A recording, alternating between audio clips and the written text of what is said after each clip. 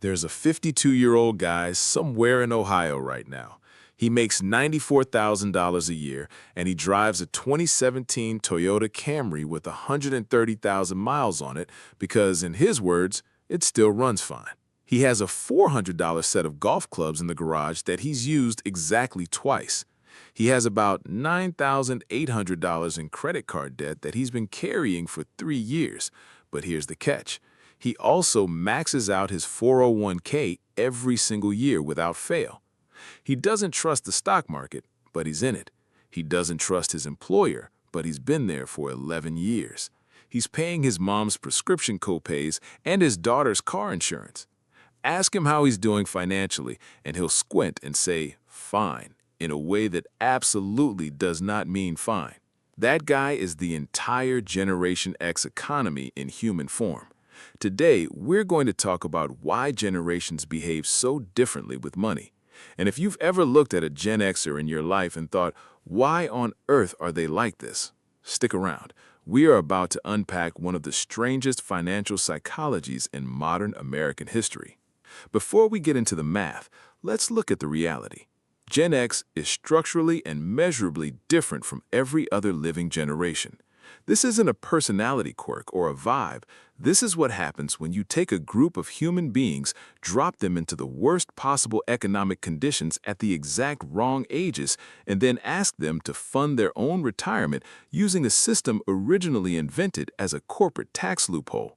There are 65 million Gen Xers in America today, almost the exact same population size as the boomers. Yet, boomers control 51% of all household wealth in the U.S. Gen X, just 26%. Half the wealth for the same population size. Where did that missing $20 trillion go? Over the next 15 minutes, we're going to find out. 1. The latchkey operating system. To understand Gen X money habits, we have to start with their childhoods.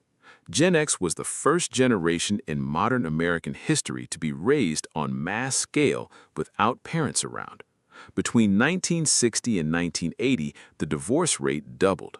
Women entered the workforce in record numbers, but the cultural infrastructure to support working parents, like normalized daycares and after-school programs, didn't exist yet. So the kids came home from school, let themselves into an empty house with a house key dangling on a string around their necks, made themselves a snack, watched MTV, and just figured it out. Around 40% of Gen Xers were latchkey kids. Almost half of an entire generation raised themselves between 3 p.m. and 6 p.m. Monday through Friday. And here is why that matters financially. When you're 7 years old and your parents aren't there to fix things, you learn to fix things. When you're 10 and the toilet is overflowing, you don't call anyone because no one is coming. You grab a plunger. That wasn't a parenting failure. Parents were doing the best they could in a changing society, but it produced a generation that internalized one specific, unshakable lesson by adulthood. The system isn't going to help you. The adults aren't paying attention. You better figure it out yourself. That single belief is the foundation of every weird financial habit Gen X has. It's the latchkey kid all grown up, still convinced no one is coming to rescue them, because historically speaking, no one ever did. 2. The economic blender. Let me tell you a story to make this data make sense. Let's picture a typical Gen Xer. We'll call him Edward. Edward was born in 1968. Parents divorced when he was 11. He graduated high school in 1986, did 2 years of community college because a 4-year degree was deemed a luxury, and got his first real job at a regional bank in 1988, making $19,000 a year. HR hands him a packet and says, sign up for this thing called a 401k. Edward puts in 3% because the HR lady told him to. By 1995, Edward is 27. He has $11,000 in his 401k. He feels rich. He buys a share of Microsoft. By 1999, the dot-com bubble inflates his retirement account to $87,000. He buys a small townhouse. Edward thinks he's making it. Then, 2008 happens, the Great Recession. The house he bought for $312,000 plummets to $214,000. His 401k drops from $156,000 down to $79,000. He is completely underwater. But he keeps paying the mortgage. He keeps funding the 401k because that's what Edward does. He absorbs the loss and keeps going. Fast forward to today. Edward's dad has a stroke, so Edward covers the gap for the assisted living facility. His kids need help with college tuition. His mom needs memory care. Edward is now 58. He has about $310,000 in his 401k, a house worth $480,000, but still carries credit card debt because things keep coming up. He needs a $1.4 million to retire comfortably. He has 7 years to get there. And Edward knows the math doesn't work. This isn't just an anecdote. In 2011, economists published a study called Depression Babies. They found that if you live through a massive market crash, your brain treats the stock market as fundamentally dangerous for the rest of your life. The trauma is permanent. Gen X lived through 1987, the 2000 dot-com burst, and the 2008 financial crisis, all during their formative wealth-building years. The neurological result? A generation that is simultaneously the most cynical and the most disciplined. They don't trust the system, but they max out their 401ks anyway because they are terrified of being poor. 3. The sandwich generation. Speaking of contradictions, let me show you the single weirdest statistic about Gen X money behavior. According to Fidelity, Gen X has the highest 401k savings rate in America at 15.4%. They are the only generation saving above the recommended 15% threshold. But according to Experian, Gen X also carries the highest average credit card balance of any generation, over $9,600. That's 40% more credit card debt than boomers or millennials. How can you be the most disciplined saver and the most indebted borrower at the exact same time? The answer is the sandwich. And no, I'm not talking about lunch. Gen X is the first generation in American history to be financially supporting their aging parents and their adult children at the same time on an industrial scale. Pew Research found that 54% of Americans in their 40s have a living parent aged 65 or older and are also financially supporting a child. Over half of an entire age cohort is carrying 3 generations on one paycheck. Think about what this looks like in daily life. It's a Saturday morning spent driving 40 minutes to fix a smoke detector at your mom's house and then rushing back to pay for your kid's travel soccer tournament. Surveys show 69% of sandwich caregivers are financially exhausted. So, Edward maxes out his 401k because he's terrified of the future. But then his furnace blows up.